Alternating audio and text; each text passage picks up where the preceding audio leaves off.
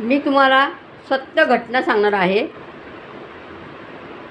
कसं असतं माहिती का, हातातलं कोणी पण विस्कवतं, पण नशिबातलं कोणीच नाही विस्कवत.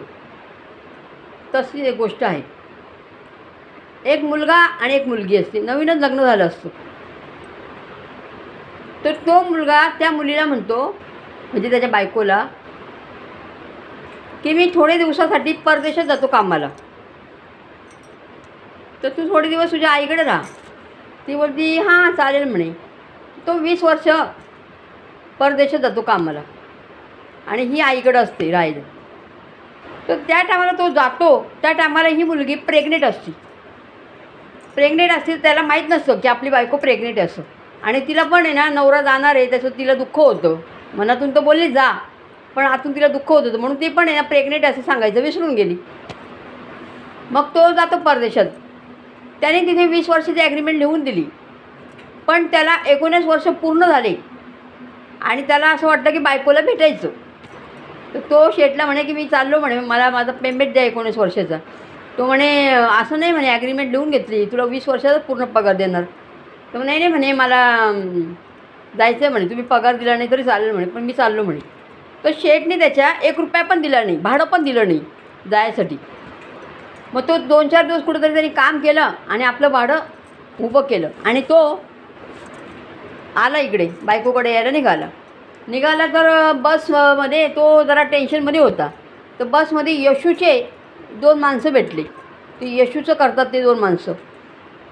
तर ते 2 माणसं काय म्हणे, का हो तुम्ही नाराज आहे म्हणे त्या माणसाला म्हणे, मुलाला.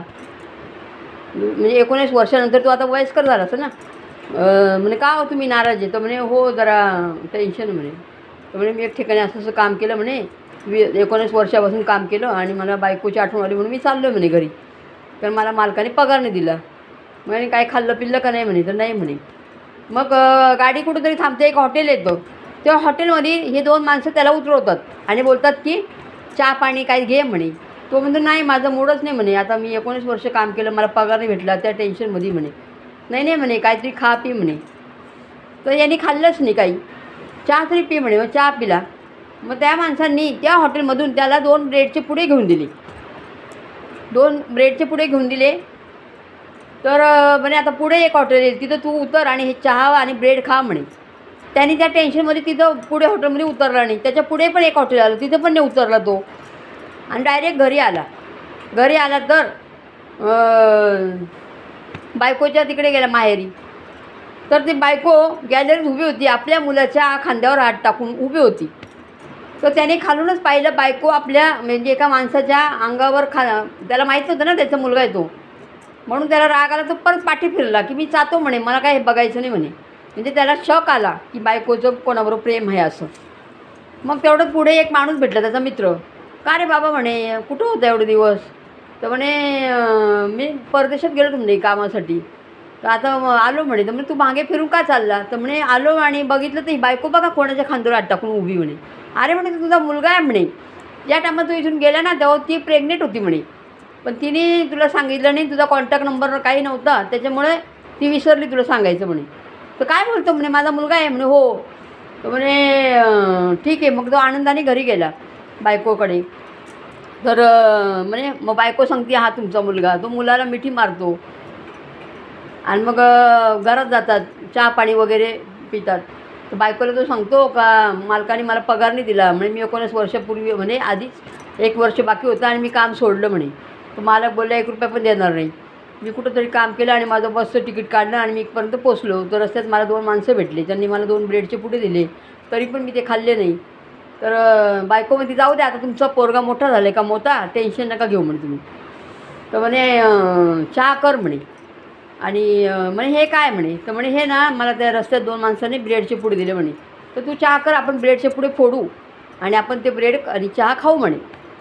तर त्याने ब्रेडचे पुडे फोडले. तर त्याच्यात 20 वर्षाचा पगार, दोघा ब्रेडच्या पुड्यामध्ये 10-10 वर्षाचा पगार होता. दोघं ब्रेड म्हणजे 2 ब्रेडचे पुडे होते ना, एकात 10 वर्षाचा पगार, एकात 10 वर्षाचा पगार. म्हणजे प्रभू येशूने त्याला हा पगार दिला.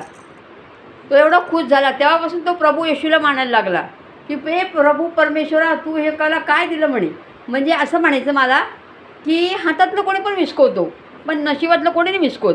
आपण म्हणजे वनवास काढतो. आता रामाची सीता 14 वर्ष वनवासात असते. राम पण असतो वनवासात आपल्या बायकोविषयी. पण ती येते तर तिला लोक आरोप घेतात की अशीच असेल तशीच असेल. तिने अग्निपरीक्षा दिली, ती चांगली निघाली. तसं असतं. म्हणजे कोणी किती पण काय केलं पण नशिबातलं कोणीच नाही विसकू शकत. हातातलं कोणी पण विसकवतं. एवढंच मला म्हणायचं. म्हणून प्रभू येशूला माना. देव सगळे सारखेच आहे. पण प्रभू येशू म्हणजे कोणी म्हणतं ना हा देव आम्ही मानत नाही, तो देव आम्ही मानत नाही, असं काही नाही.